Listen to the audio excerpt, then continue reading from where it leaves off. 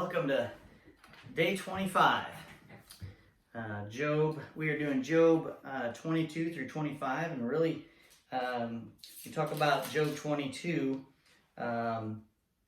it's again one of Job's buddies saying all these wonderful things. Eliphaz's third response to Job is in 22, and really it's nothing kind, it's just like what it has been before.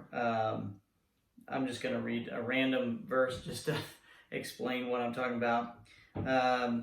Verse 10, that is why you are surrounded by traps and tremble from sudden fears.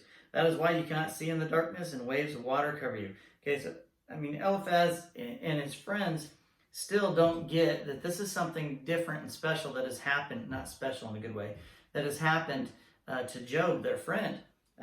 They are sitting there passing judgment, playing God and saying, well, you must have done something wrong. But that's not what happened at all. Okay, so let's get to chapter 23 and go through a couple of things. Verse 2, my complaint today is still a bitter one, and I try hard not to groan aloud. If only I knew where to find God, I would go to his court, I would lay out my case and present my arguments. Then I would listen to his reply and understand what he says to me. Would he use his great power to argue with me? No, he would give me a fair hearing. And then down in verse 12, I have not departed from his commands, but I have treasured his words more than daily food. But once he has made his decision, who can change his mind? Whatever he wants to do, he does. Okay, so Job is saying, I just got to have a chance to talk to God and understand what the heck's going on, so I can just say my case and have him tell me what's going on. He just doesn't understand what's happening in his life. And he still is giving, if you notice, he still is giving God the praise. I have treasured his words more than daily food. He is still a miserable basket case, and yet he still is saying positive things about God, which is what Satan said he would not do. And again, he's saying his complaint today is still a bitter one. He can't let go. He can't escape what his health is. He's lost everything, and now his health as well. And he just can't get past it. And we get to the end of chapter 24. In verse 22, he says, God in his power drags away the rich. They may rise high, but they have no assurance of life. Can anyone claim otherwise? Who can prove me wrong? So that's verse 22 and verse 25.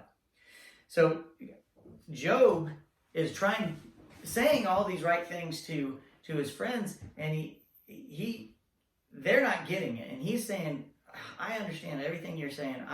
I get this. Something's not right with this, and yet you guys aren't listening to me. Chapter 25, Bildad's third response to Job in verse 4. This is a really short response.